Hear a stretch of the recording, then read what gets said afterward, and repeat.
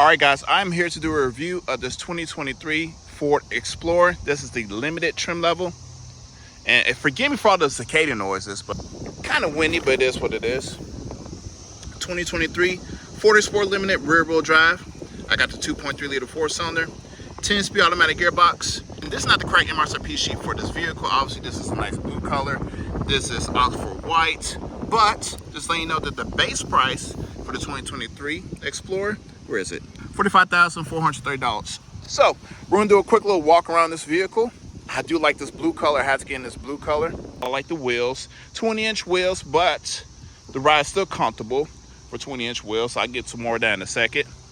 Overall, the styling, I like the styling. It's definitely a Ford Explorer. Ford's not copying anything. This is straight up Ford design. I like it. What do you guys think about it? What color would you get it in? I love this Ford blue again.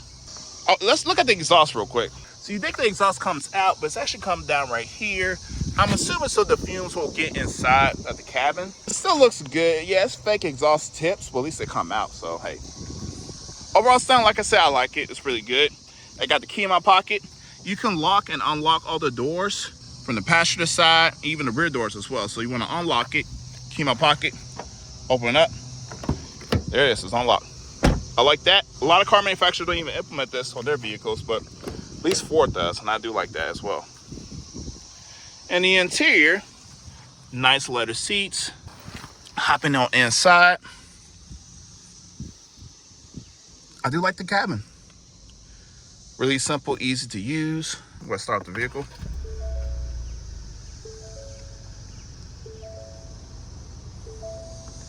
But I prefer this display over the STs, that big, long 10-inch displays. This is more simple. I like this. Easier to use, all that stuff. Not as easy, I would say, as the likes as GM, but it's definitely still easy to use. Now, when you listen to music on your Bluetooth, there is a bit of a lag, which is very annoying. It's not as bad as the old Dodge, Jeep, Rams Uconnect system. It's in between, I would say. It's just not as good. The sound system is great in this thing. It really is. 10-speed automatic, auto hold. Now, this for some reason has the auto stop removed. So I'm not for sure. I think the year 2023, starting with this one, or maybe even 2020, I'm not for sure. There was an option to actually remove this. Like, you don't even need it. There was an option, I think, if you get rear-wheel drive or all-wheel drive. I think you get all-wheel drive, you get it, but rear-wheel drive, you don't. Which to me doesn't make sense, but hey, it is what it is. Gauge cluster is easy to use, operate, all that stuff. I mean, it's very simple. But again, it's nice and comfortable. I have heated ventilated seats, heated steering wheel, all the goodies you would expect from a limited trim level. But let's pop the hood. Here's the main reason why I'm doing this review of this Ford Explorer Limited. Okay, so cool. So what I have right here is a 2.3 liter 4-cylinder, turbocharged, obviously. Same one that they throw in the Mustang, the Ford Ranger, even the Ford Bronco. Not the Bronco Sport, but the Ford Bronco. In this application, you get 300 brake horsepower and 310 foot-pounds of torque, okay? Then, a step up, you have the hybrid, the 3.3 liter V6 hybrid. Police interceptors for the Ford Explorer, use those as well for the Explorer, and also a naturally aspirated 3.3. Then higher up, you get the 3 liter V6 twin turbocharged that is found in the ST, which I review, and also the Platinum. But something threw me in for a loop. As I was on CarGurus looking at these things, okay, I came across the base version. So I've driven the base version multiple times. The base is literally the base of the base. Key ignition, cloth seats. You can get an XLT trim level with cloth seats as well. Nothing wrong with cloth seats. But the base is slightly above the police interceptors, when the police interceptors have like vinyl flooring and all that other crap and stuff like that. I've driven the base with this exact same 2.3 liter 4-cylinder engine. What I found out is, yes, you can actually find some of the naturally aspirated 3.3 liter V6, no hybrid, no turbochargers in the base. Yeah, this hood is flopping. This hood is very light and it's very windy today. So I'm not discrediting Ford with this light hood, but yeah.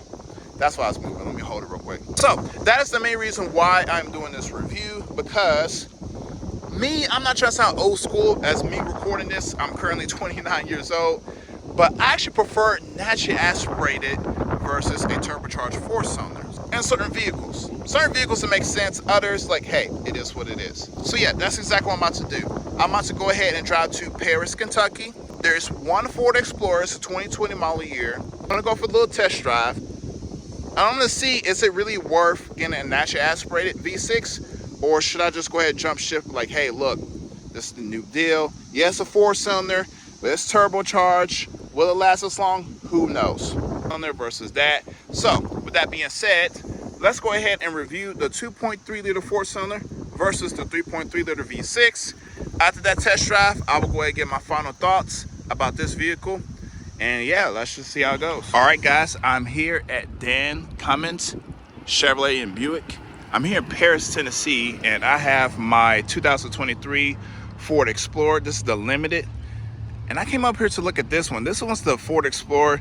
I'm not sure they call it just the base or just the all-wheel drive, but nevertheless, this is a 2020 model year. As you can see, yeah, this has cloth seats. I've driven these with cloth seats before, but this one is base of the base. Key and ignition, plastic steering wheel, all that stuff. And pop open this hood. This bad boy has a 3.3 naturally aspirated V6. Now, yes, you can get this engine as well in the Police Interceptor, but I don't want a Police Interceptor, man.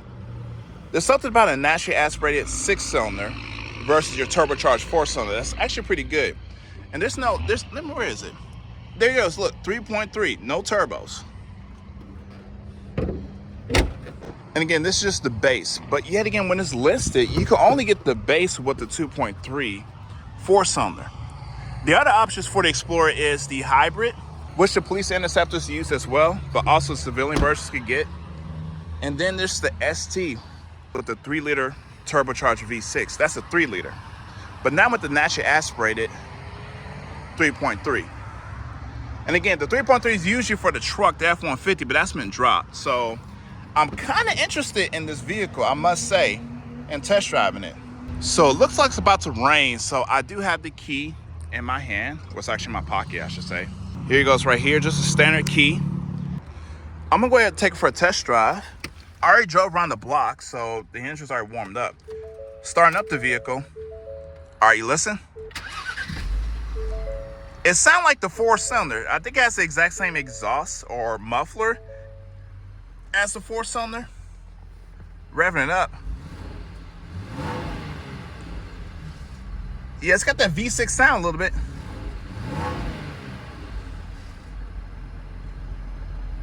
It sounds decent. Now again, when you look at used Explorers for this generation, like 2020 and on, like I said, it's just the 2.3 or the hybrid or the 3-liter turbocharged V6 and the ST or the Platinum.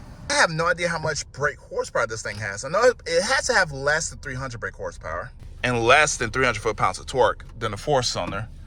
But we're gonna go ahead and go for a nice little test drive real quick by ourselves this time. And we're gonna see how it fares. Turn off the AC. And yeah, let's just see how the 3.3 naturally aspirated V6 goes. It doesn't sound like the Transit. And it's been a very long time since I drove that F-150 with the 3.3 naturally aspirated. So you got the same 10-speed automatic gearbox.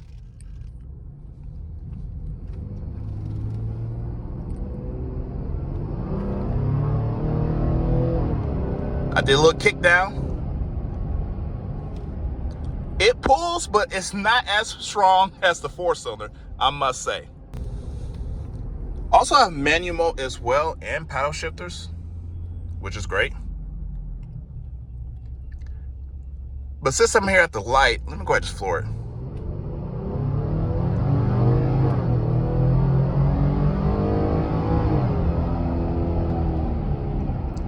It pulls strong. Again, it's not as fast as the 4-cylinders. Just throwing it out there. But I'm just amazed that, look, this is not a Police Interceptor. This is not even a detective model. This is just a normal base that you could purchase.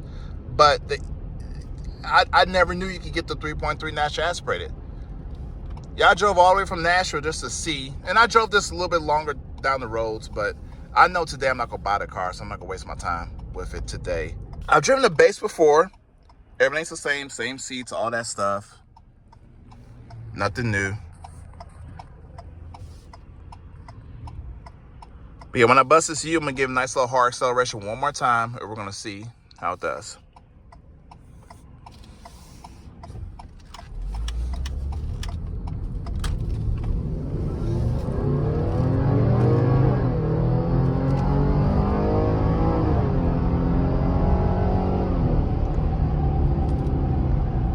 Not so bad. There's no auto stop on this vehicle with the 3.3, but this exact same trim level with the 2.3 4-cylinder, you can get auto stop. The engine is quiet, you know.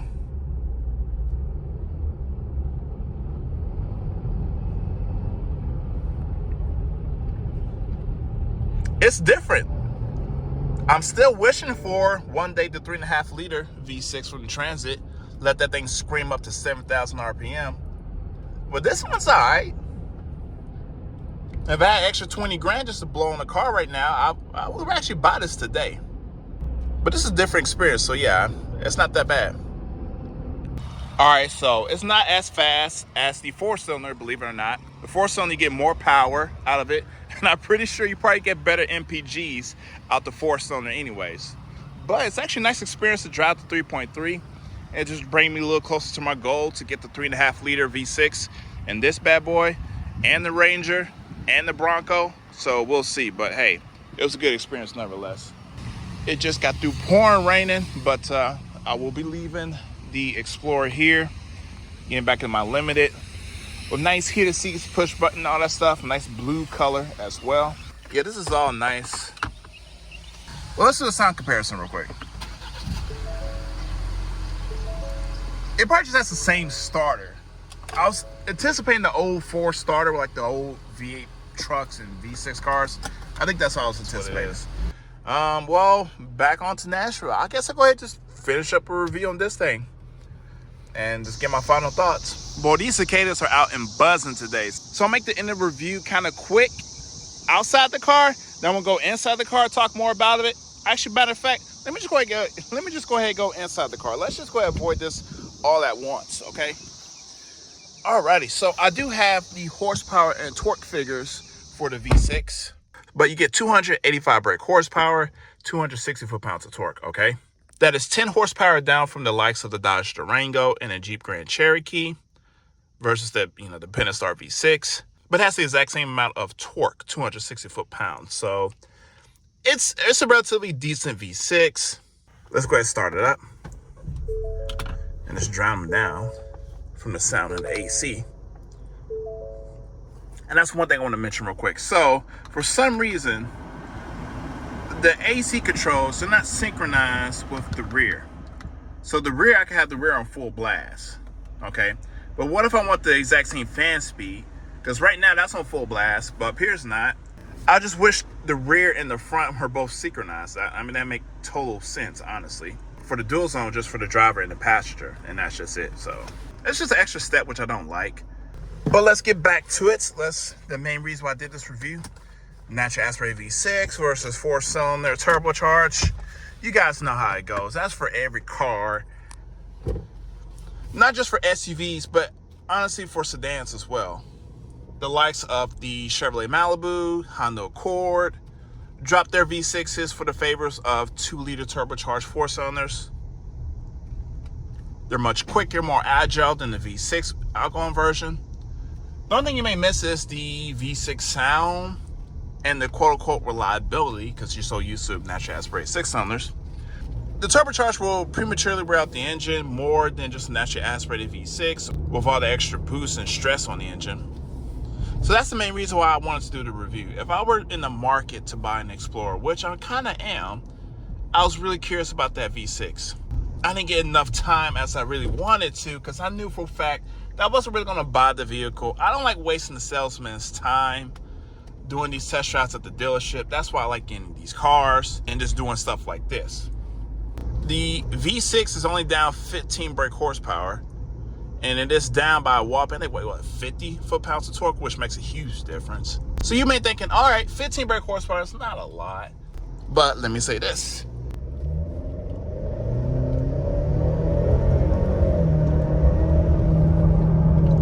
I will admit, yes,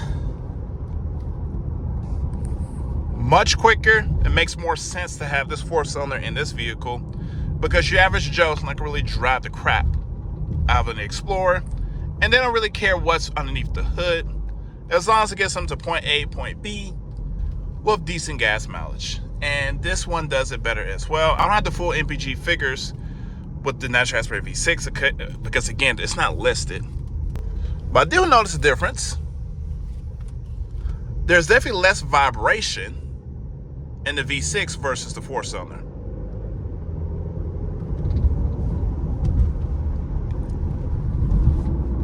What I just did right there, if I was driving that V6, I would have to actually bring it to the red line just a little bit just to get it going at low speeds. And when I got up to 60, yeah, it had a little pep to the step. But this will accelerate it. It will outperform it in any figure you can imagine. But still, which one would I rather get? Goodness gracious, they're annoying. But it is what it is. I guess we'll just talk a little bit louder. So, which one would I get? The 2.3 liter 4-cylinder or the naturally aspirated 3.3 V6? Honestly, neither. I want the 3.5 liter V6 that I had in the Ford Transit. That's the best engine I think Ford makes right now. Yeah, the quality is great. I don't care too much for the 7.3 liter Godzilla motor.